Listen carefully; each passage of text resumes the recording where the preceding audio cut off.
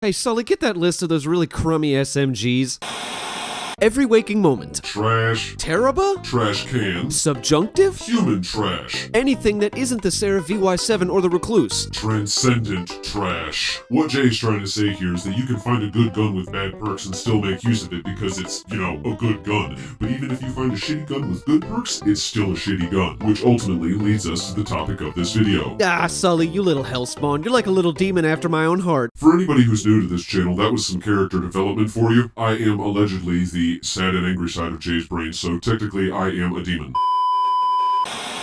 Well, hey kids, did you know that the Seventh Seraph VY-7 is actually a trailer hitch with a trigger? I know, right? Who would have ever guessed it? A crit-based SMG that can roll with Feeding Frenzy and fourth time's a charm? That's right, legend has it that when Chuck Norris goes to bed at night, he has nightmares of this very gun. So why don't we take a gander at some stats or something real quick? I don't know, I'm just kind of like writing this script as I go. You don't have a clue as to what you're doing, do you? Not a clue in the world. Sully, roll the scene, please. For the sake of making a point, I'll be showing you one of the best rolls that you can get, and then another one that's just kinda sad and embarrassing? Yeah, that about sums it up. The gun on screen is one of my many near-perfect godlike rolls that I snagged after I started bleeding from my eyes and blacked out from the conscious act of farming 8,473 of these within a month-long window. But hey, I mean, who's counting, right? By default, this monster has anywhere between 26 and a 33-round magazine, which is adequate at best, but the reason this gun can excel so much is because of the perks that it can drop with. The first of those being Small Bore. Small Bore gives a +6 to range and stability, both of which are essential for a precision frame gun. You would be absolutely amazed at just how many precision frame guns have next to no stability modifiers on them,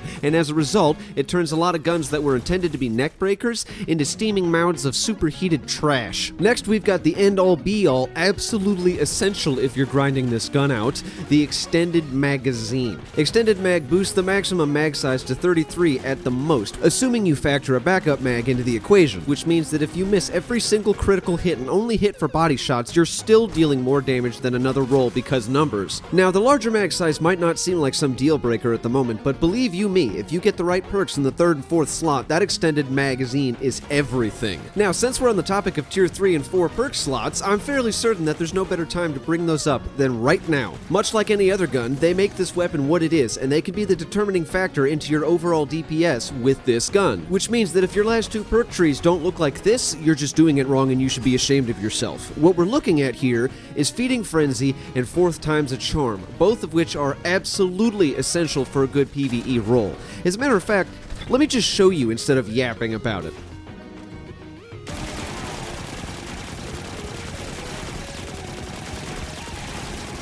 That was Feeding Frenzy and fourth time's a charm. Now this is a gun that belongs in the hands of a murderous human being on the verge of alien genocide. But this next one here, not so much, man, not so much.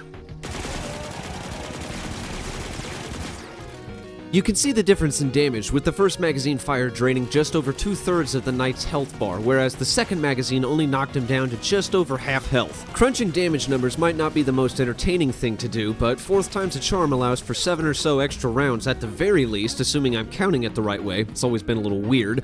In any sort of synchronized damage phase, be it in a raid boss or a nightfall or even a nightmare hunt when damage buffs are flying all over the place and there are ads everywhere, those extra rounds can add up to a decent chunk of damage that normally wouldn't have been dealt, and that is a big deal. That doesn't make this gun a dream job though, as there are still others that are actually just as good, if not even better. The fact that it sits at a lower RPM does give it a bit of a disadvantage, but it's nothing that 50 to 60 or so somewhat rounds from a single magazine can't take care of. Yet at the same exact time, a good gun is far more than just its perks. If it can be paired with an exotic armor or another exotic gun, it can become even more broken than it might already seem. The fact that the VY-7 is just a well-versed gun to begin with is just the start of it all, if I'm being real here. Take the Warlock, for example. The Crown of Tempests is an exotic helm that restores arc ability energy on arc kills from any source, which means that your grenade, your melee, your cast, and your SMG can restore ability energy. That is a very lethal combination that I've already covered in another video. Now, pair that with the tractor cannon for a damage debuff, and now you're doubling your total damage value and feeding off of an ability triangle that is making use of a legendary gun. Jump your ability stats up a few tiers and you'll be tossing grenades every couple seconds. seconds just because of this gun. That's just one of a few different combinations that I know of off the top of my head, but I'm sure you get my meaning by now. Overall, this is by far my favorite gun that I've gotten out of this season so far. It's well-rounded, it's reliable, it doesn't stumble over itself with horrid handling, and even though its reload time can be a bit average, we have seasonal mods to counteract that. And if for whatever reason that you don't have those mods just yet, it can roll with Feeding Frenzy, which negates load time altogether when you get a kill. You can physically compare it to other guns in the same weapon class and RPM tier, and you'll see what I mean. I mean, sure, it isn't the best. It's not the next Recluse. It's not some launch day broken subjunctive or anything. It can't unleash the beast like the Taraba, and it doesn't have some of the good perks like multi-kill clip that Every Waking Moment had, but this is a fantastic gun, so much so that I had to put this video together about it. The gag in the beginning of this video was exactly that. It was just a gag. But the fact remains that there are a great many shitty guns in this game, many of which that have great perks and would be so much better if they just had a different RPM stat or that one specific barrel attachment, but they just don't, and it sucks! Bungie has a very different idea than I do of what a good gun is, but that's neither here nor there. Look, the point of this video was to say that this gun is good. If you don't have it, go get it. So why are you even still here?